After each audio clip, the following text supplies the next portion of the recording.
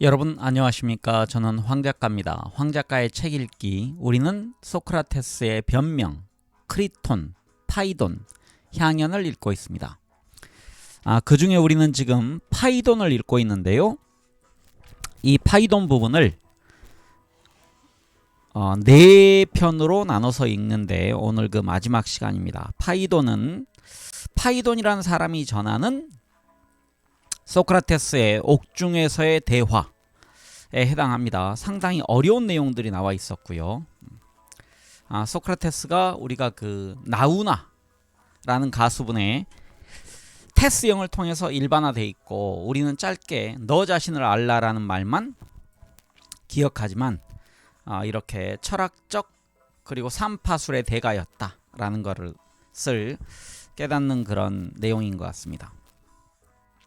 네, 우리 책의 166쪽부터 이어가겠습니다. 중간 부분에 연속성을 위해서 지난 시간의 마지막 문장을 한 번 더 읽겠습니다.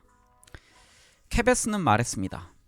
내 생각과 이분 발음은 음성은 이랬었습니다. 내 생각과 꼭 같습니다. 이때 누구였는지는 잘 기억이 나지 않지만 그 자리에 있던 사람 가운데 한 사람이 말했습니다. 하늘의 맹세과는 말이지만 이것은 앞에서 우리가 인정했던 것과는 정반대가 아닙니까? 보다 큰 것으로부터 보다 작은 것이 생기고 보다 작은 것으로부터 보다 큰 것이 생기며 반대물은 오직 반대물로부터만 생긴다고 하지 않았던가요? 그런데 이제는 이 원칙이 전면적으로 부정되는 것 같습니다. 소크라테스는 말하는 사람 쪽으로 머리를 돌리고 듣고 있다가 말했습니다. 그 점을 상기시켜주는 것을 보니 자네는 용기가 있는 사람이군. 그러나 자네는 두 경우 사이에는 차이가 있다는 것을 알지 못하는 것 같아. 그때는 구체적인 것에 있어서의 반대물에 대해 말했고 지금은 본질적인 반대물에 대해 말하고 있기 때문이야. 이미 확인한 바와 같이 본질적인 반대물은 우리 속에 있어서나 본성에 있어서나 그 자체는 변화할 수 없네. 나의 벗이여. 그때는 반대물이 내재되어 있어서 반대물에 따라 이름이 붙여진 것들에 대해 말했으나 지금은 그러한 것들에 내재되어 있고 그러한 것들에 명칭을 부여하는 반대물 자체에 대해 말하고 있네. 그리고 우리가 주장한 바와 같이 이러한 본질적인 반대물이 상호간 생성된다는 것은 결코 인정할 수 없을 거야. 말을 마치자 케베스를 바라보며 말했습니다. 케베스, 자네도 이 친구의 반대를 듣고 마음에 동요가 일어났나? 케베스 말했습니다. 아닙니다. 나는 그렇게 생각하지는 않습니다. 그러나 때로는 반대 때문에 마음의 동요가 일어난 적이 있다는 것을 부정할 수는 없습니다. 소크라테스 말했습니다. 그러면 결국 우리는 반대물은 어떤 경우에든 결코 그 자체와 반대되는 것이 될 수 없다는 데 동의하는 것이 아닌가? 그 점에 대해서는 우리는 전적으로 동의합니다. 라고 케베스는 말했습니다. 그러면 이 문제를 다른 관점에서 다시 한번 고찰해 보기로 하세. 그래서 자네가 내 말에 동의할 수 있는지를 알아보기로 하세. 자네가 따뜻하든가 차다고 부르는 것이 있지? 물론입니다. 그런데 그것들은 불이나 눈과 같은 것인가? 분명히 그렇지 않습니다. 열은 불과 다른 것이며 냉기는 눈과 같지 않은 것이란 말이지? 네. 그러면 앞에서 말한 바와 같이 눈이 열의 영향을 받고 있을 때는 눈이나 열은 눈 또는 열로 그대로 남아있을 수 없고 열이 접근할수록 눈은 물러나거나 사라져버린다는 것을 자네는 분명히 인정할 테지? 케베스는 대답했습니다. 물론 그렇습니다. 그리고 열 또 냉기가 접근함에 따라 물러나거나 사라져버릴 거야. 열도가 아니고요. 죄송합니다. 다시 읽겠습니다. 그리고 열도, 냉기가 접근함에 따라 물러나거나 사라져 버릴 거예요. 따라서 열이 냉기의 영향을 받고 있을 때에는 열과 눈은 앞서와 마찬가지로 열과 눈으로 그대로 남아있지는 못할 거야. 그렇습니다.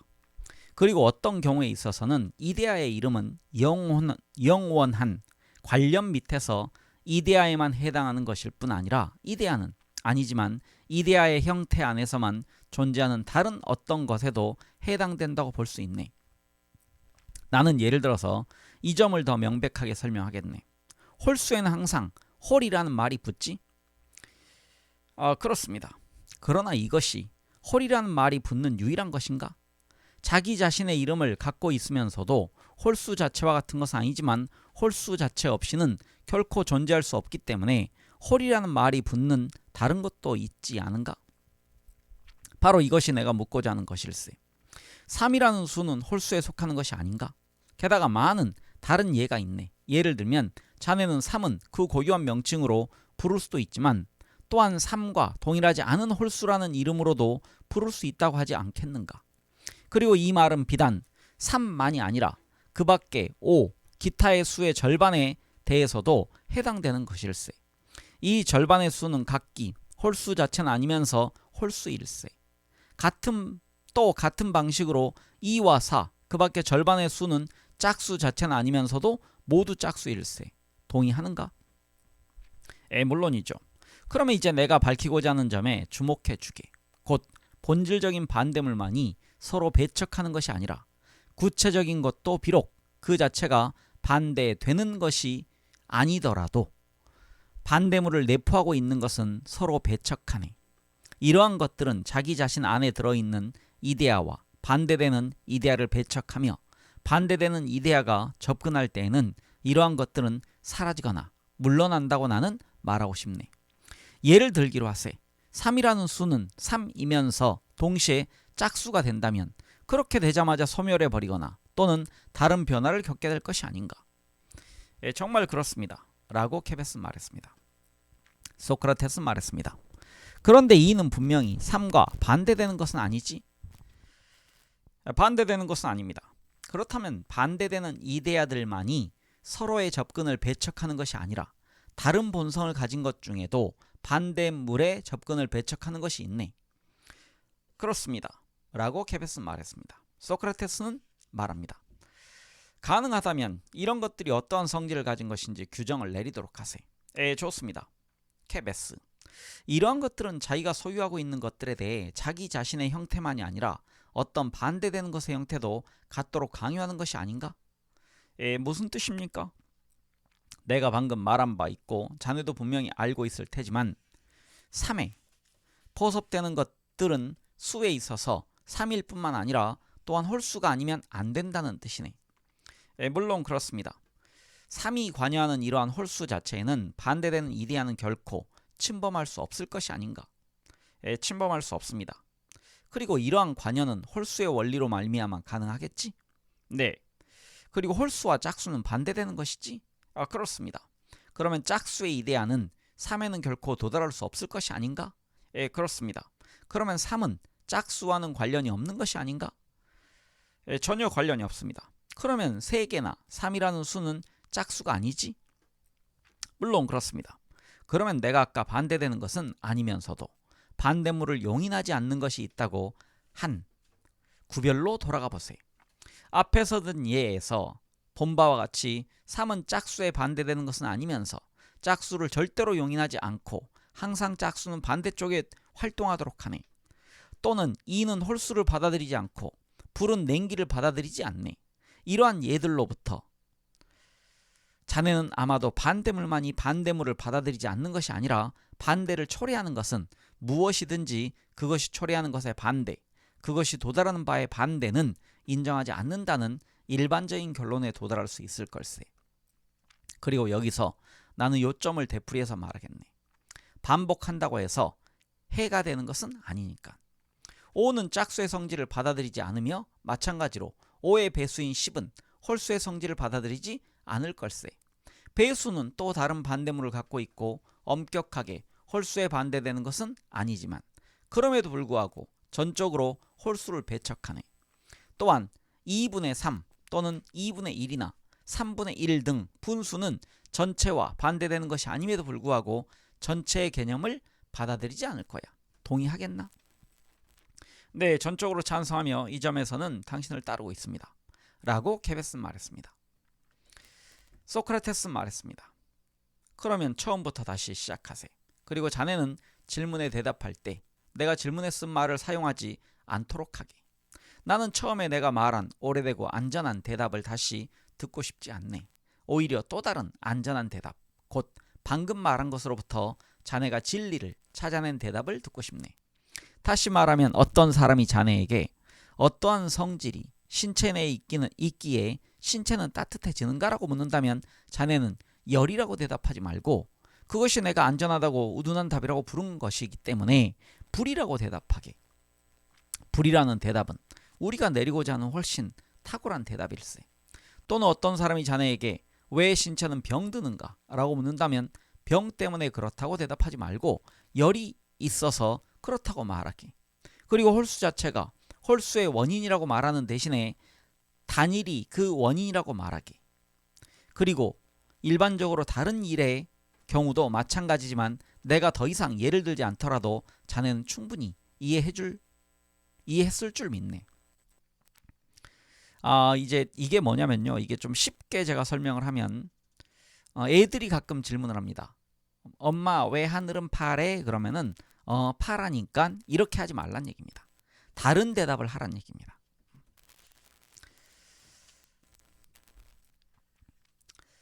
네, 당신의 말을 충분히 이해하고 있습니다. 라고 케베스는 말했습니다. 그렇다면 말해보게. 육체 속에 무엇이 있으면 육체는 살아있는가? 영혼입니다. 라고 케베스는 답했습니다. 그리고 항상 그런가? 네, 물론입니다. 라고 케베스는 말했습니다. 그러면 영혼을 갖고 있는 것이 무엇이든 간에 영혼은 그것에 생명을 주는가? 네, 그렇습니다. 그러면 생명에 반대되는 것이 있는가? 있습니다. 라고 케베스는 말했습니다. 그러면 그것은 무엇인가? 죽음입니다. 그렇다면 이미 동의한 바와 같이 영혼은 그 자신이 초래하는 것과 반대되는 것은 결코 받아들이지 않을 거야. 불가능하지요. 라고 케베스는 대답했습니다. 소크라테스는 말했습니다. 그러면 조금 전에 우리는 짝수를 배척하는 원리를 무엇이라고 불렀던가? 홀수. 그러면 음악적인 것 및 정의를 받아들이지 않는 원리는 무엇인가? 비음악적인 것 및 부정입니다. 라고 케베스는 대답했습니다. 그러면 죽음을 받아들이지 않는 원리는 우리는 무엇이라고 부르는가? 불사, 즉 죽지 않음이라고 합니다. 라고 케베스는 말했습니다. 그렇다면 영혼은 죽음을 받아들이는가? 받아들이지 않습니다. 그러면 영혼은 불멸인가? 네, 라고 케베스는 대답했습니다. 그러면 이것은 증명되었다고 말해도 좋을까? 네, 충분히 증명되었습니다. 소크라테스, 라고 케베스는 대답했습니다.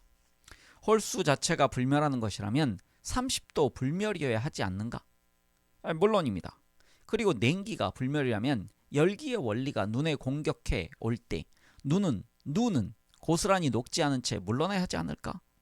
눈은 결코 소멸할 수는 없고 또한 그대로 남아있어서 열을 받아들일 수도 없으니까. 그렇습니다. 라고 케베스는 말했습니다.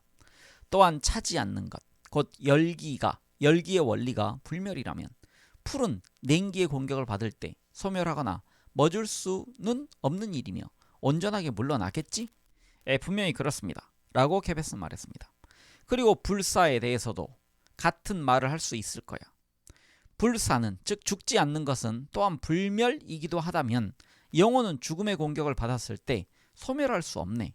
왜냐하면 지금까지의 논의로 보아 3이나 홀수가 짝수를 받아들이지 못하고 불이나 불 속의 열기가 냉기를 받아들일 수 없는 것처럼 영혼도 죽음을 받아들이거나 죽을 수는 없기 때문이야.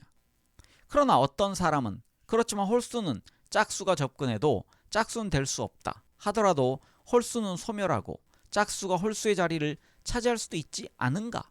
라고 말할 거야.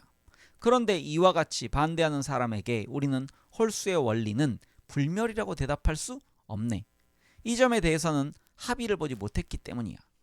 그러나 이 점에 합의를 본다면 짝수가 접근하면 홀수의 원리와 3은 물러난다고 주장하는데 아무런 어려움이 없을 걸세.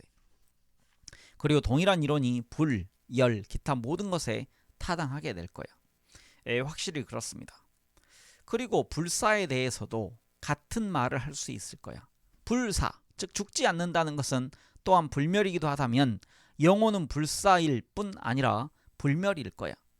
그러나 만일 그렇지 않다면 영혼의 불멸성에 대해서는 다른 증명이 필요할 걸세. 케베스는 말했습니다. 다른 증명은 필요하지 않습니다. 영원하기 때문에 죽지 않는 것이 소멸된다면 불멸하는 것은 하나도 있을 수 없기 때문입니다. 소크라테스는 대답했습니다. 그렇지. 그래서 신과 생명의 본질적 형태와 일반적으로 죽지 않는 것은 결코 소멸하지 않는다는데 모든 사람이 동의할 거야. 케베스는 말했습니다. 모든 사람이 동의할 것입니다. 이것은 틀림없는 일입니다. 더 나아가 내가 잘못을 저지른 것이 아니라면 인간과 마찬가지로 신들도 동의할 것입니다. 따라서 불사는 불멸이라고 한다면 영혼이 죽지 않는 것인 한 영혼은 불멸하는 것이어야 하지 않을까? 분명히 그렇습니다. 따라서 죽음이 인간을 공격할 때 인간의 가사적인 부분은 죽는다고 하겠지만 불사적인 부분은 죽음이 다가오면 물러나서 안전하고 건전하게 보존되는 것이 아닐까? 여기서 가사적이란 얘기는 가능할 가짜입니다. 그래서 죽는 것이 가능함이란 뜻입니다. 그렇습니다. 그렇다면 케베스, 영혼이 불사요 불멸이며 우리의 영혼은 사실상 다른 세계에 존재하게 되리라는 것은 의심의 여지가 없지 않은가? 케베스는 말했습니다. 소크라테스, 나는 그렇게 확신합니다. 더 이상 반대할 여지가 없습니다. 그러나 나의 시미아스나 다른 사람이 반대할 것이 있다면 솔직히 말을 하는 것이 좋겠습니다. 침묵을 지킬 필요는 없습니다. 할 말이 있거나 듣고 싶은 말이 있다면 토론을 다른 기회로 미룰 수는 없기 때문입니다. 시미아스가 대답했습니다. 나는 더 이상 할 말이 없습니다. 또한 지금까지의 논의에 대해 의심을 품을 이유도 없습니다. 그러나 이 문제가 거대한데 비해 인간은 무력하다는 것을 생각할 때 나는 아직도 마음속으로 불안을 느끼고 있으며 그렇게 느끼지 않을 수가 없군요. 소크라테스는 대답했습니다. 옳은 말이야, 시미아스. 좋은 말을 했네. 그리고 최초의 원리들이 확실한 것처럼 생각되더라도 조심스럽게 다시 검토해야 한다는 것을 덧붙여서 말하고 싶네.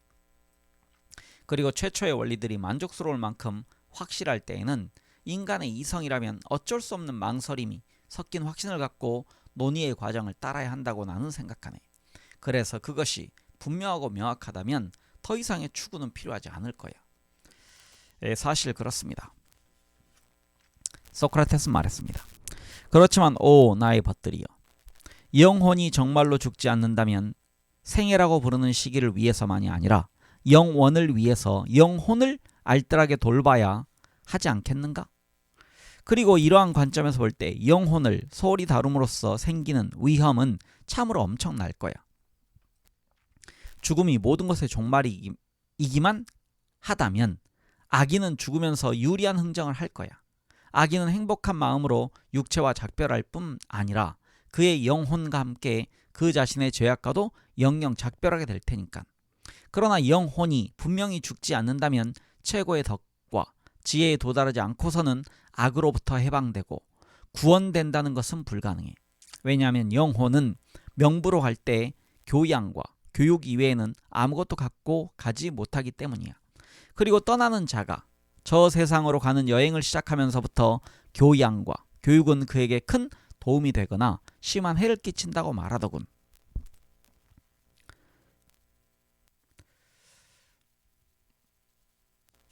그 다음에 이제 글이 있는데요. 이게 누구 말인지 모르겠습니다. 그래서 그냥 읽겠습니다. 세상 사람들의 말에 따르면 죽은 다음에는 그가 살아있을 때 속해 있던 각자의 수호신이 그를 죽은 자들이 함께 모여있는 어떤 곳으로 인도하고 거기서 심판을 받은 후에 이 세상에서 저 세상으로 인도하는 일을 맡은 안내자를 따라 명부로 간다는 거야. 그리고 거기서 마땅히 당해야 할 일을 당하며 지정된 시간만큼 머물러 있노라면 시간의 많은 주기가 지난 다음에 다른 안내자가 그를 다시 이 세상으로 데리고 온다는 거야. 여기서 시간의 많은 주기에 대해서는요, 밑에 설명이 좀 있습니다. 공화국에서는 공화군 이제 책의 이름입니다. 공화국. 공화국이 아마 책 이름이 리퍼블릭인가요? 그 책일 겁니다. 리퍼블릭인지 퍼블릭인지 제가 지금 헷갈리는데요. 이 주기를 1000년으로 잡고 있으며 파이드로스에는 이 주기를 10번 되풀이한다고 되어 있다라고 밑에 각주가 있습니다. 그런데 아이스킬로스가 텔레포스에서 말한 것처럼 저 세상으로 가는 길은 외길도 고든 길도 아니야. 네, 또 각주를 읽겠습니다. 텔레포스에 대해서요. 소아시아의 고대 국가인 마시아의 왕 그리스 신화에 의하면 그는 아킬레우스의 창에 부상당했으나 이 창에서 나온 녹물로 만든 고약을 바르고 나았다고 한다.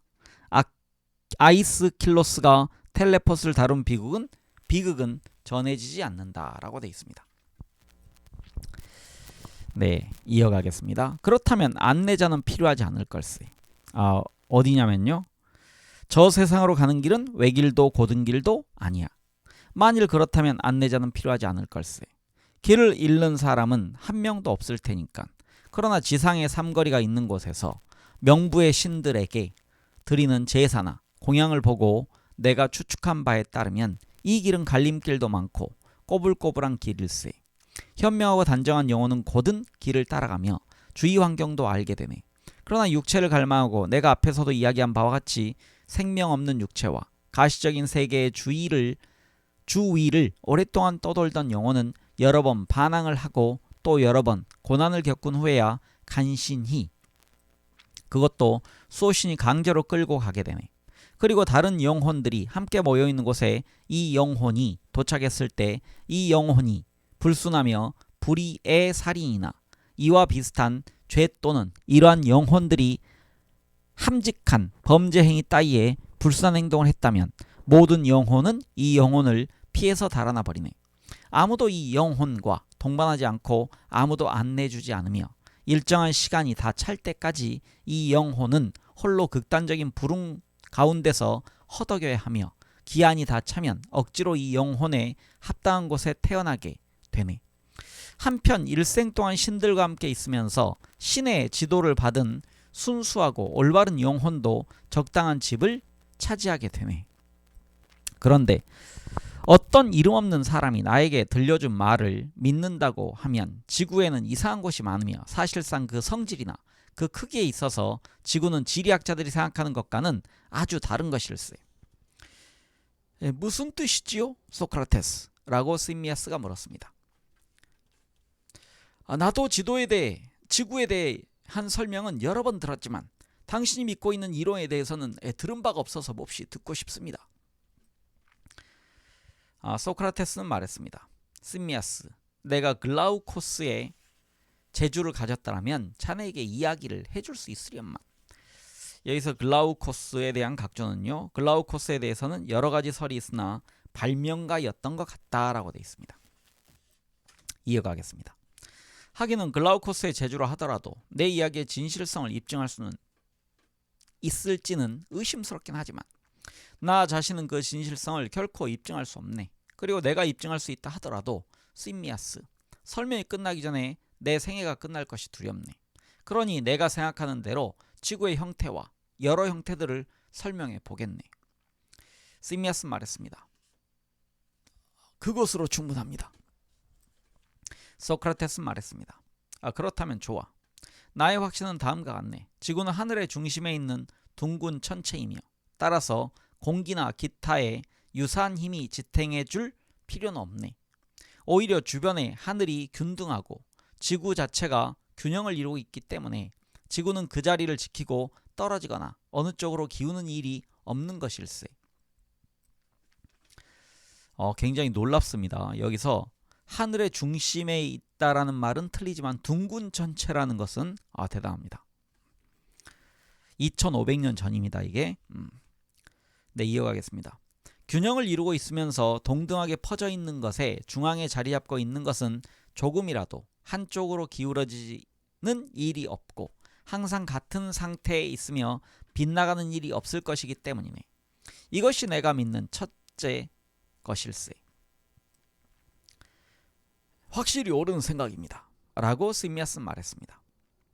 또한 지구는 매우 광대하고 파시스 강으로부터 헤라클레스의 두 기둥에 이르는 지역에 살고 있는 우리들은 마치 개미나 개구리가 습지 주변에 살고 있는 것처럼 오직 바다 주변의 작은 지역을 차지하고 있는데 지나지 않으며 이와 비슷한 많은 장소에는 다른 주민들이 살고 있다고 나는 믿네. 네, 여기서 파시스 강이 나왔습니다. 지브롤터 해협 양쪽에 있는 칼레 강과 아빌라 산, 라시스 강으로부터 헤라클레스의 두 기둥에 이르는 지역은 지중해 전역으로 당시의 그리스 세계의 범위를 보여준다. 그 당시 여기 사람들이 이제 지중해라는 곳이 세계의 전부라고 봤겠죠. 세계의 중심이자 전부. 네. 그 세계관을 지금 말하고 있다는 얘기입니다.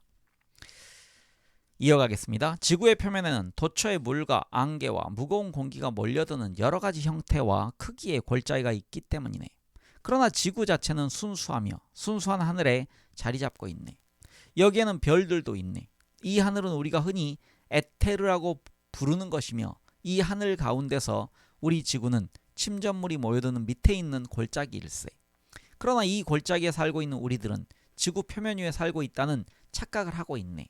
이것은 마치 해저에 사는 생물이 자기는 물의 표면에 살고 있고 바다는 것을 통해 해와 기타의 별들을 보는 하늘이라고 생각하는 것 같으며 허약하고 우둔한 탓으로 표면으로 떠올라간 적이 한 번도 없고 대지가 그가 사는 세계보다 얼마나 순수하고 아름다운가를 물 위로 고개를 들어서 보았거나 심지어 보고 온 자에게 들은 적도 없는 것과 마찬가지네.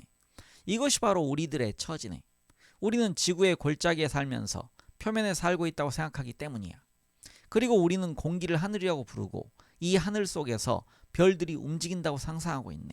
그러나 사실은 우리가 허약하고 우둔하기 때문에 공기의 표면에 도달하지 못하고 있는 거야. 만일 어떤 사람이 외부의 한계에 도달하거나 새의 날개를 달고 정상에까지 이른다면 물 밖으로 고개를 내밀고 이 세상을 바라보는 물고기처럼 저 세상을 바라볼 수 있을 것이며 인간의 본성에 저 세계를 볼 수 있는 능력이 있다면 저 세상에는 참된 하늘과 참된 빛과 참된 땅이 있음을 알게 될 거야. 대지와 돌 그리고 우리를 둘러싸고 있는 모든 지역은 마치 바닷속에는 모든 것이 소금물 때문에 썩는 것처럼 더럽혀지고 썩었기 때문이네. 여기서 소금물 때문에 썩는다는 얘기는 소금으로 인해 다 생명이 죽는다는 얘기입니다. 이 사람의 이제 시각입니다.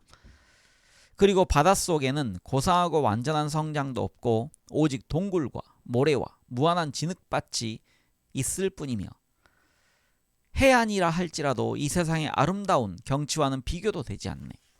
하물며 우리들이 사는 이 세상은 저 세상과 비교할 것도 없을 것이 아닌가. 대지의 위와 하늘 밑 사이에 있는 것에 대해서는 시미아스, 나는 매혹적인 이야기를 자네에게 들려주고 있고 이것은 들을 만한 값어치가 있는 이야기일세. 시미아스는 대답했습니다. 소크라테스, 우리는 그 이야기를 듣고 싶습니다. 소크라테스는 말했습니다. 나의 친구여, 그 이야기는 다음과 같네. 첫째로 지구는 위에서 바라보면 여러 가지 빛깔을 칠한 12조각의 가죽으로 된 줄무늬가 있는 공처럼 보이네. 그리고 지구상에서 화가들이 쓰고 있는 빛깔은 바로 그 견본이라고 할 수 있네. 그러나 저 위에 있는 땅은 그러한 빛깔로 가득 채워져 있는데 그 빛깔은 이 세상의 빛깔보다 훨씬 밝고 환하네. 거기에는 놀라운 자주색의 광택이 있고 찬란한 황금빛이 있으며 흰 빛은 지구의 백악이나 눈보다도 더 희네.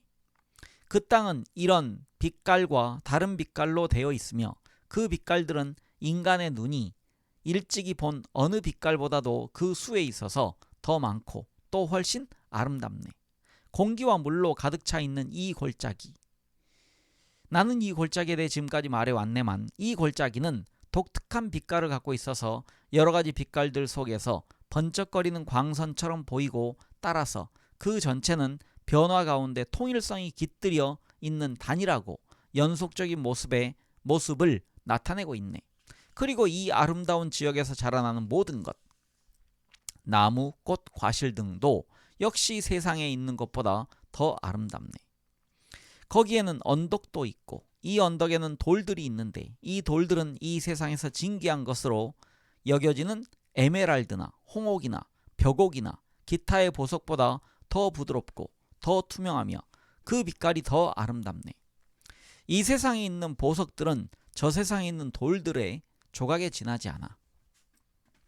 거기에 있는 돌들은 이 세상의 보석이나 다름이 없고 또 더 아름답기 때문이야. 그 이유는 거기에 있는 돌들은 순수하고 이 세상의 보석처럼 이 세상에 엉겨붙는 썩은 염분에 의해 더럽혀지거나 썩지 않는 데 있네.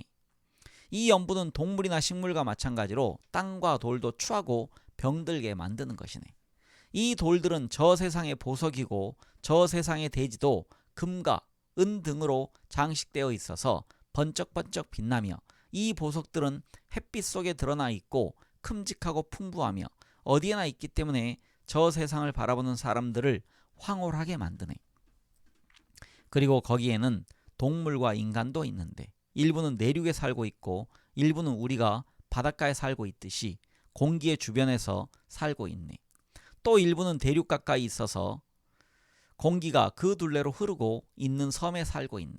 요컨대 마치 우리가 물과 바다를 이용하는 것처럼 그들은 공기를 이용하며 에테르는 그들에게 있어서는 이 세상의 공기와 같네. 게다가 그곳의 계절은 병을 일으키지 않으며 따라서 우리보다 훨씬 오래 살고 공기가 물보다 더 순수하고 에테르가 공기보다 더 순수한 것과 마찬가지로 그들의 시각, 청각, 후각, 기타의 감각은 훨씬 더 완전하네. 또한 거기에는 신들이 실제로 살고 있는 신정과 성지가 있어서 그들은 신들의 목소리를 듣고 신들의 대답을 얻으며 그들은 신을 알고 신들과 사귀고 있네. 그리고 그들은 해와 달과 별의 참모습을 보며 이 밖에 온갖 행복을 누리고 있네. 이것이 대지 전체의 본성이며 지구를 둘러싸고 있는 것들의 본성일세. 그리고 지구 표면에는 돋쳐 있는 골짜기에 따라 여러 지역이 갈라지는데 이 골짜기 중에는 우리가 사는 골짜기보다 더 깊고 더 넓은 것도 있고 더 깊긴 하지만 그 면적이 좁은 것도 있으며 더 얕긴 하지만 더 광활한 것도 있네. 모든 골짜기에는 그 밑으로 허다한 구멍이 뚫려져 있고 거기에는 지구의 내부로 이어지는 넓고 좁은 통로들이 있으며 이 통로들은 서로 연결되어 있네. 이 통로로 마치 큰 대야에 물이 넘나들듯이 큰 물줄기가 흘러나오고 흘러들어가며 끊임없이 흐르는 강들의 거대한 지하의 흐름이 있고 뜨거운 물과 찬물이 솟아나오며 큰 불과 불의 대하란 얘기는 큰 강입니다. 대하와 묽기도 하고 진하기도 한 흙탕물의 흐름이 있네. 그 흙탕물은 마치 시실리의 흙탕물의 강과 그 뒤를 따르는 용암의 흐름과 같네. 그리고 이러한 것들이 흘러가는 지역은 이러한 것들로 가득 차 있네. 그리고 지구의 내부에는 진동 또는 동요가 있어서 이러한 모든 것을 항상 위아래로 움직이게 하는데 그 원인은 다음과 같네. 지구의 모든 틈 중에서 가장 넓게 갈라진 틈이 바로 지구 전체를 관통하고 있기 때문일세. 이것은 호메로스가 다음과 같은 말로 묘사한 틈일세. 멀리 멀리 지하의 가장 깊은 심연이 있는 곳에. 네, 이건 지금 호메로스의 일리아스 중에서 나오는 글이라고 합니다. 이어가겠습니다.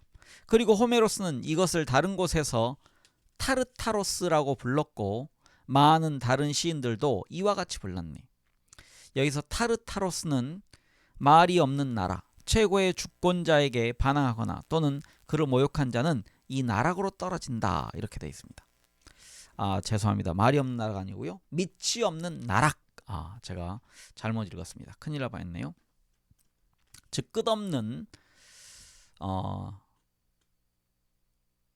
떨어지는 곳, 끝없이 떨어지는 곳이란 뜻입니다. 다시 읽겠습니다. 그리고 호메로스는 이것을 다른 곳에서 타르타로스라고 불렀고 많은 다른 시인들도 이와 같이 불렀네. 우리말로 연옥에 떨어진다, 이쯤 될 것 같습니다. 그리고 이러한 동요는 이 틈으로 흘러들어가고 흘러나오는 강물 때문에 일어나며 이 강물들은 각기 그것이 흐르는 토지의 성질을 갖게 되네.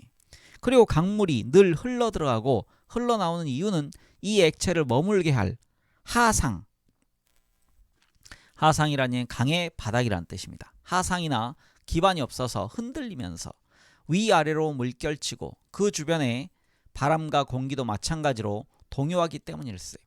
바람과 공기도 물을 따라 위아래로 여기저기로 땅 위를 떠돌아다니네. 마치 호흡을 할 때 공기가 항상 들어왔다 나갔다는 것과 꼭 같네. 그리고 물을 따라 안팎으로 동요하는 바람은 저항하기 어려울 만큼 무서운 돌풍을 일으키네. 그리고 물이 한꺼번에 이른바 지구의 낮은 부분으로 물러날 때 물은 지구를 거쳐 이 지역으로 흘러들어가 펌프로 물을 길어 오를 때처럼 이 지역을 가득 채우며, 또한 물이 이 지역을 떠나 이쪽으로 다시 쏟아져 들어올 때에는 이곳의 골짜기는 다시 채워지며, 이 골짜기들이 채워지면 지하의 통로를 통해 각기 제 길을 따라 여러 곳으로 흘러가 바다와 호수와 강과 샘을 이루게 되네. 그 후 물은 땅 밑으로 흘러 들어가는데 어떤 것은 많은 지역을 오랜 시간에 걸쳐 감돌고 어떤 것은 보다 적은 지역을 멀지 않은 코스로 감도네. 그리고 다시 물은 타르타로스로 떨어지는데 어떤 것은 지상에 솟아 나오기 이전의 위치보다 훨씬 낮은 곳에서, 또 어떤 것은 그다지 낮지 않은 곳에서 떨어지지만 결국 모두 지상으로 솟아나온 위치보다 어느 정도 낮은 위치일세. 그리고 그중 일부는 다시 반대쪽으로 터져나오고 일부는 같은 쪽으로 터져나오며 일부는 뱀이 또아리를 틀듯이 지구를 한 바퀴 또는 여러 바퀴 돌다가 가능한 한 낮은 곳으로 흘러내리는 것도 있네. 그러나 결국은 언제나 갈라진 틈이 있는 곳으로 되돌아와서 그 틈 속으로 흘러 들어가네. 어느 방향으로 흐르는 강물이든 중앙까지만 흘러내릴 수 있고 더 앞으로는 흘러가지를 못하네. 강물 반대쪽에는 절벽이 있기 때문이네. 그런데 이러한 강은 수다하고 강력하며 여러 가지지만, 여기서 수다하고란 말은 뭔지 모르겠습니다. 다시 읽겠습니다. 그런데 이러한 강은 수다하고 강력하며 여러 가지이지만 그중 중요한 것은 4개가 있는데 그 중에서 가장 크고 긴 것을 오케아노스라고 부르네. 네, 오케아노스는요, 신화에 나오는 티탄의 하나, 세계의 큰 강, 대양을 신격화한 것이다 라고 되어 있습니다. 오케아노스는 지구를 한 바퀴 도네. 그리고 그 반대쪽에 아케론이 흐르는데 아케론은 땅 밑으로 쓸쓸한 곳을 뚫고 아케루시아스 호수에 다다르네.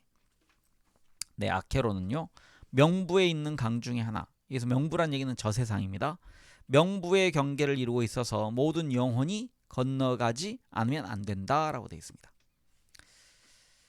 네, 이어가겠습니다. 사람이 죽으면 대다수의 영혼은 이 호숫가로 가서 지정된 시간만큼, 어떤 영혼은 오랫동안, 또 어떤 영혼은 잠시 동안 지정된 시간만큼 기다리고 있다가 동물로 다시 태어나기 위해 이 세상으로 보내지네. 셋째, 강은 위에 말한 두 강 사이에서 솟아나오는데 분출구 근처에 있고 불이 활활 타오르는 광대한 지역으로 흘러들어가 지중해보다도 더 큰 호수를 형성하네. 이 호수는 물과 진흙으로 들끓고 있네. 여기서부터 탁류를 이루며 지구의 주위를 돌다가 다른 곳들을 거쳐서 아케루시아스 호수의 맨 끝에 이르게 되지만 호수의 물과는 섞이지 않고 지구의 둘레를 여러 차례 돌다가 타르타로스의 가장 깊은 곳으로 흘러 들어가네. 이것이 파리플레케톤이라고 부르는 강으로서 지구의 다른 부분에서 불을 분출시키는 것이네. 네, 파리플레케톤은요, 아케론 강의 지류로 불타는 강이라는 뜻이다 라고 되어 있습니다. 이어가겠습니다. 이 반대쪽에서 넷째 강이 흘러나와 처음에는 유리처럼 검푸른 빛깔로 덮인, 여기서 유리가 우리가 얘기하는 유리인지 아닌지 모르겠습니다. 유리처럼 검푸른 빛깔로 덮인 무섭고 황량한 지역으로 흘러들어가네. 그리고 이 강이 바로 사람들이 스티기오스라고 부르는 것이며 이것이 흘러들어가서 스티크스 호수가 형성되네. 여기서 스티크스 호수는 증오의 강이란 뜻이라고 되어 있습니다. 호수로 흘러들어간 강물은 물 가운데서 이상한 힘을 얻고 피리플레게톤 강과는 반대 방향으로 땅속을 돌다가 피리플레게톤 강과는 반대쪽에서 아케루시아스 호수 근처에 이르게 되네. 그리고 이 강물도 다른 강물과 섞이지 않고 원을 그리며 흐르다가 피리플레게톤 강 맞은 쪽에서 타르타로스로 떨어지네. 시인들은 이 강을 코키토스라고 부르네. 네, 코키토스는 죽은 자를 위해서 통곡하는 통곡의 강이라고 되어 있습니다. 이것이 저 세상의 형편이네.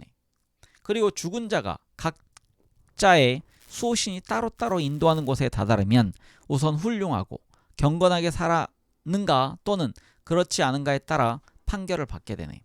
그런데 착하게 산 것도 악하게 산 것도 아닌 사람들은 아케론 강으로 와서 준비되어 있는 배를 타고 아케루시아스 호수로 운반되어 거기에 살면서 악행을 씻어내고 그들이 다른 사람에게 행한 죄악에 대한 처벌을 받고 선행을 한 일이 있으면 합당한 상을 받게 되네.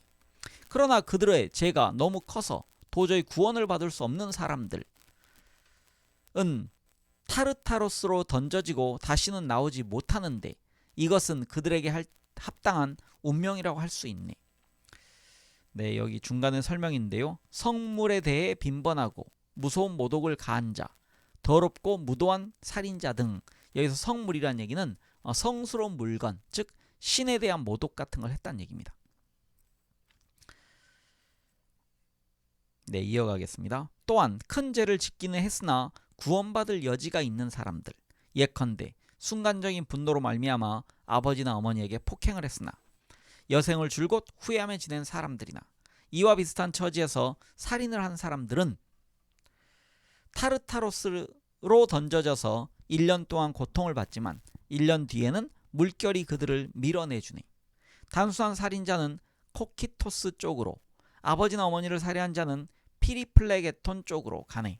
또 그들은 아케루시아스 호숫가로 보내져 여기서 목청을 높여 그들이 죽였을 악을 가한 희생자들의 이름을 부르며 그들을 가엾게 여기고 친절을 베풀어서 호수에 들어갈 수 있도록 도와달라고 애걸하게 되네. 그리고 만일 그들의 애원이 받아들여지면 그들은 그곳에서 나와 고통을 면하게 되네. 그러나 그렇지 못하면 다시 타르타로스로 보내져서 그들이 악행을 가한 사람의 자비를 얻을 때까지 다시 여러 강을 끊임없이 흘러다니네. 이것이 그들의 재판관이 내린 판결이기 때문이야. 뛰어나게 거룩한 생활을 한 사람들은 이 지상의 감옥으로부터 풀려나 저 세상에 있는 순수한 집으로 가서 보다 순수한 땅에서 살게 되네. 이 사람들 가운데서 철학을 통해 자기 자신을 올바르게 정화한 사람들은 그 후로부터는 전혀 육체 없이 아주 아름다운 집에서 살게 되네. 이 집을 설명한다는 것은 쉽지 않고 게다가 지금은 설명할 시간도 없는 것 같네. 그런데 심미아스, 앞에서 말한 모든 것을 생각할 때 우리는 이 인생에서 덕과 지혜를 얻기 위해 못할 일이 없지 않은가? 보상은 아름답고 희망은 크지 않은가?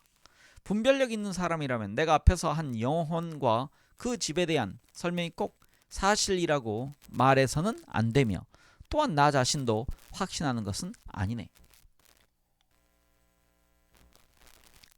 그러나 영혼이 불사임이 증명된 이상 그는 앞에서 말한 것이 옳다고 생각하는 모험을 하더라.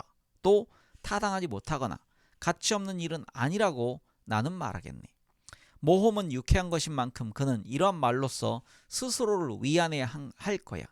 내가 길게 이야기한 까닭도 여기에 있네. 그러므로 육체의 쾌락과 장식은 그에게는 이질적이고 유익하기보다는 오히려 해가 된다고 하여 이를 물리치고 지식의 쾌락을 추구해온 사람은 자기 자신의 영혼에 갈채를 보내도 좋다고 나는 말하고 싶네.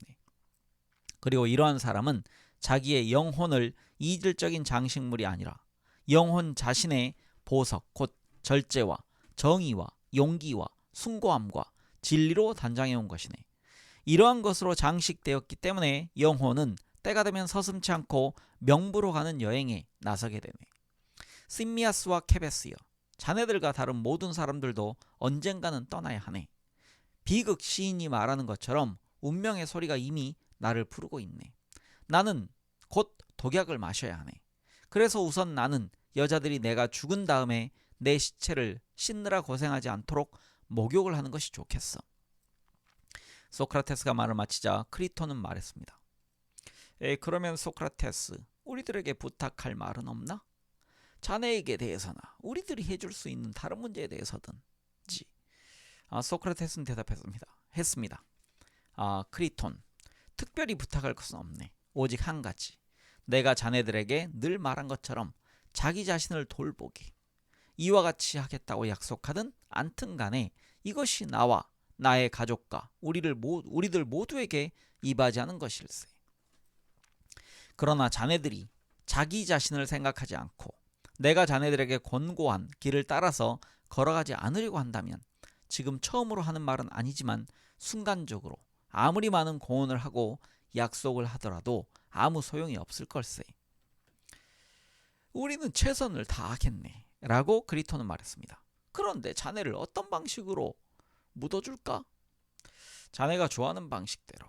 그러나 자네는 나를 꽉 잡고 내가 달아나지 않도록 조심해야 할 걸세. 이렇게 말하고 나서 소크라테스는 우리들을 돌아보며 웃음을 띠고 덧붙였다. 나는 크리톤으로 하여금 여기 있는 내가 지금까지 이야기를 했고 토론을 주도해온 동일한 소크라테스임을 믿게 할 수가 없군. 그는 조금 있다가 시체로 보게 될 다른 소크라테스가 나라고 생각하고 있네. 그래서 나는 다시 읽겠습니다. 그래서 그는 나를 어떻게 묻으면 되겠느냐고 묻는 거야. 나는 독약을 마시고 자네들 곁을 떠나 축복받은 사람들과 기쁨을 나누기 위해 간다는 것을 보여주기 위해 숱한 말을 했건만 이런 말들이 크리톤에게는 소용이 없었던 것 같아. 이런 말로 자네들과 나 자신을 달래긴 했지만 따라서 법정에서는 재판관들에게 그가 나를 위해 보증인이 되어 주었거니와 지금은 자네들이 나를 위해 그에 대한 보증인이 되어주길 바라네. 그러나 이번의 보증은 전번과는 다른 거야. 전번에는 그는 내가 틀림없이 있으리라는 것을 재판관에게 보증했겠지만 이번에는 자네들이 나는 머물러 있지 않고 떠나버린다는 것을 그에게 보증해 주어야 하기 때문이야. 그래야만 나의 죽음을 보아도 그는 덜 괴로워할 것이며 내 시체가 화장되거나 매장되는 것을 보더라도 슬퍼하지 않을 걸세. 나는 내가 무서운 일을 당하는 것을 보고 그가 슬퍼하는 것을 바라지 않으며 또한 매장할 때 소크라테스를 입간시키자든가 무덤까지 소크라테스를 따라가자든가 소크라테스를 묻자고 말하는 것을 바라지 않네. 바른 말을 하지 않는 것은 그 자체가 나쁠 뿐 아니라 영혼에도 나쁜 영향을 끼치기 때문이네. 친애하는 크리톤, 기운을 내게. 그리고 자네는 오직 내 육체를 묻는데 지나지 않는다고 말하게. 그리고 관리에 따라 자네가 가장 좋다고 생각하는 방식으로 묻어주게. 소크라테스는 이 말을 마치고 일어나 목욕을 하러 방으로 들어갔습니다. 크리톤은 그를 따라 들어가며 우리에게 기다리라고 말했습니다. 그래서 우리들은 그대로 있으면서 지금까지 토론해온 것에 대해 그리고 우리의 슬픔이 얼마나 큰 것인가에 대해 이야기하며 생각에 잠겼습니다. 소크라테스는 마치 우리들의 아버지와 같았는데 이제 우리는 그를 여의고 여생을 고아처럼 지내게 된 것입니다. 그가 목욕을 마치자 그의 자식들이 그를 만나러 왔습니다. 괄호 열고 그에게는 어린 아들 2명과 장성한 아들이 1명 있었습니다. 괄호 닫고. 그리고 집안의 부인들도 왔습니다. 그는 크리톤이 있는 자리에서 그들과 몇 마디 말을 나누고 몇 가지 지시를 했습니다. 그들을 보낸 다음에는 그는 우리가 있는 곳으로 되돌아왔습니다. 그가 방 안에 있는 동안에 상당한 시간이 흘렀기 때문에 이제 해가 질 시간이 가까워졌습니다. 목욕을 마치고 나와서 그는 다시 우리들과 함께 앉아 있었지만 말은 별로 하지 않았습니다. 곧 11 집행위원회의 하인인 간수가 들어와서 그의 옆에 서서 말했습니다. 소크라테스, 저는 당신이 이곳에 온 모든 사람 중에서 가장 고상하고 가장 점잖으며 가장 훌륭한 분임을 알고 있습니다. 저는 당신에게 다른 사람에게 대해서처럼 화를 내지는 않겠습니다. 다른 사람들은 제가 상관의 명령에 복종하여 독약을 마시라고 명령하면 저에게 화를 내고 저주합니다. 당신은 저에게 화를 내시지는 않으리라고 확신합니다. 당신도 아시다시피 비난을 받을 사람은 제가 아니라 다른 사람들인 것입니다. 그러면 안녕히 가십시오. 운명의 짐을 가볍게 감당하시기 바랍니다. 제가 무슨 심부름을 왔는지 아실 테니까 드리는 말씀입니다. 말을 마치고 간수는 눈물을 흘리며 돌아서서 나갔습니다. 소크라테스는 간수를 바라며 말했습니다. 자네도 잘 있게. 나도 편안한 마음으로 가겠네. 그리고 나서 우리들을 돌아보며 말했습니다. 참 좋은 사람이야. 내가 감옥에 들어온 이후로 그는 늘 나를 찾아와서 때때로 나하고 이야기를 나누었네. 그는 참으로 나에게 친절했어. 그리고 보게. 지금도 나를 위해서 진심으로 눈물을 흘리지 않는가. 크리톤, 우리는 그가 하라는 대로 하지 않으면 안 되네. 자, 그럼 독약이 준비되었거든 잔을 가져오라고 하게. 아직 준비가 안 되었으면 담당자에게 준비하라고 하게. 크리톤은 말했습니다. 그러나 태양은 아직도 산마루에 있네. 그리고 대부분의 사람들은 시간이 훨씬 지난 다음에야 약을 마신다는 것을 나는 알고 있네. 약을 마시라는 통고를 받은 후에도 먹고 마시며 사랑하는 사람과 함께 즐기네. 서두르지 말게. 아직도 시간은 충분하네. 소크라테스 말했습니다. 알았네, 크리톤. 자네가 지금 말하는 사람들은 그렇게 행동하는 것이 당연하겠지. 그들은 지연시킴으로써 얻는 것이 있다고 생각할 테니까. 그러나 나는 그들의 예를 따르지 않는 것이 올바른 일일세. 나는 독약을 조금 늦게 마셨다고 해서 무슨 이익이 있으리라고는 생각하지 않기 때문이네. 이미 죽은 목숨을 조금 더 살려두고 아까워하면 내 눈에도 웃음거리로밖에 보이지 않을 걸세. 제발 내 말대로 하게. 내 말을 거부하지 말게. 크리톤은 옆에 서 있는 하인에게 신호를 했습니다. 하인은 밖으로 나갔다가 잠시 후에 독배를 든 간수와 함께 돌아왔습니다. 소크라테스 말했습니다. 나의 좋은 친구여. 자네는 이 일에 경험이 많을 테니 내가 어떻게 하면 되는지 가르쳐주게. 간수는 대답했습니다. 다리가 무거워질 때까지 걷기만 하면 됩니다. 다리가 무거워지면 누우십시오. 독약이 효과를 내기 시작할 것입니다. 말을 마치자 그는 잔을 소크라테스에게 주었습니다. 에케크라테스, 소크라테스는 태연하고 온화한 태도였고 조금도 두려운 빛을 나타내지 않았으며 안색이나 표정이 변하지도 않았습니다. 그는 평상시와 마찬가지로 에케크라테스와 대화를 하잖아요. 그러니까 지금 에케크라테스가 태어난 게 아니고 제가 맥락을 잘못 읽었습니다. 에케크라스에게 이제 그 사람 이름을 부르는 겁니다. 그래서 다시 읽어야 되겠네요. 말을 마치자 그는 잔을 소크라테스에게 주었습니다. 에케크라테스 부르는 겁니다. 그 사람을. 소크라테스는 태연하고 온화한 태도였고 조금도 두려운 빛을 나타내지 않았으며 안색이나 표정이 변하지도 않았습니다. 그는 평상시와 마찬가지로 눈을 크게 뜨고 간수를 바라보며 잔을 들고 말했습니다. 이 잔에서 어떤 신에게 헌주를 하면 안 될까? 가능한 거 아닌가? 헌주란 얘기는 술을 바친다는 얘기입니다. 간수는 대답했습니다. 소크라테스, 우린 적당하다고 생각하는 양만을 준비합니다. 소크라테스 말했습니다. 알았네. 그러나 이 세상에서 저 세상으로 가는 여행이 편안하도록 신에게 기도는 드릴 수 있을 테고 또 기도를 드려야 해. 이것을 기도드리자. 내 기도대로 이루어지이다. 그리고 나서 잔에 입술을 대고 그는 아주 태연하고 유쾌하게 독약을 마셨습니다. 그런데 이때까지는 우리들은 대부분 슬픔을 억누를 수 있었습니다.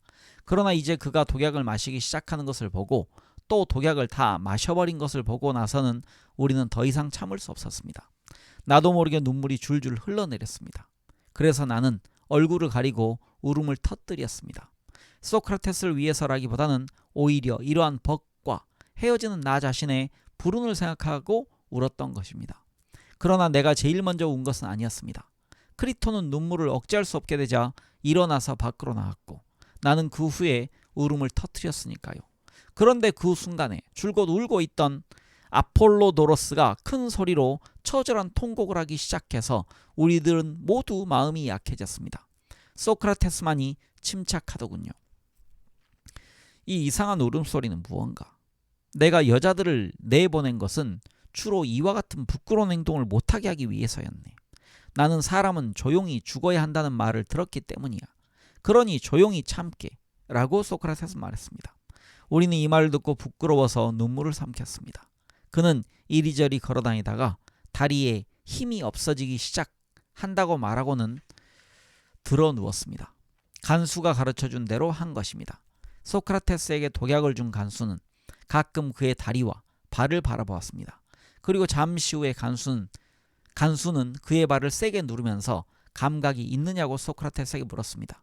그는 없다고 대답했습니다. 간수는 그 다음에는 다리를 눌러보고 차츰 위로 올라가면서 눌러보더니 몸이 차가워지고 굳어진다고 신용으로 알려주었습니다. 그리고 소크라테스 자신도 이것을 느끼고 말했습니다. 독이 심장에까지 미치면 마지막이네. 하반신이 차가워지기 시작했을 때 소크라테스는 얼굴을 가린 것을 들치고 말했습니다. 여기서 그는 얼굴을 가리고 있었습니다라고 되어 있습니다. 이것이 나의 마지막 말이었습니다. 이것이 그의 마지막 말이었습니다. 크리톤, 나는 아스클레피오스에게 닭 한 마리를 빚졌네. 거기 기억해 두었다가 빚을 갚아주겠나? 라고 그는 말했습니다. 여기서 아스클레피오스에 대한 설명이 있습니다. 의학의 신 소크라테스가 닭 한 마리를 아스클레피오스에게 빚졌다고 한 말에 대해서는 세 가지 해석이 있다. 첫째, 의신 아스클레피오스에게 닭 한 마리를 헌납하라는 뜻이었다는 것이고, 둘째는 아스클레피오스라는 실제 인물이 있었다는 것이고, 셋째는 순전한 농담에 지나지 않는다는 것이다. 네. 죽을 때도 이런 여유를 부렸다, 혹은 초연함을 보여주었다, 이렇게 해석하면 될 것 같습니다. 꼭 갚아주겠네. 더 할 말이 없나? 라고 크리톤이 말했습니다. 이 물음에 대답이 없었습니다. 그러나 1, 2분 후에 몸이 약간 움직였습니다. 간수가 얼굴을 가린 것을 벗겨냈습니다. 소크라테스의 눈은 움직이지 않았습니다. 크리톤은 그의 눈을 감기고 입을 다물게 했습니다. 에케크리테스, 이것이 우리의 벗의 최후였습니다. 이 벗에 대해서 나는 진심으로 당대에 내가 알고 있는 모든 사람 가운데서 소크라테스는 가장 현명하고 가장 올바르고 가장 훌륭한 사람이었다고 말할 수 있습니다. 네, 이 앞에 책의 맨 앞에 있는 표지가 이제 마지막 순간에 대한 그림입니다. 여기 지금 소크라테스의 얼굴이 있는데요. 이제 여러분들이 유럽 같은 데 가서 혹은 우리가 대생해 놓은 것을 보면 소크라테스는 역대급으로 못생긴 사람으로 알려져 있습니다. 그리고 그 처는 대단한 악처인 것으로 또 알려져 있고, 하지만 그는 당대의 최고의 지성인이었다라고 지금 제자가 말하고 있습니다. 제자 파이돈이 말하고 있습니다. 네, 다음 시간에는 이제 향연이라는 부분을 읽어가겠습니다. 네, 함께 해주신 많은 분들 감사드립니다.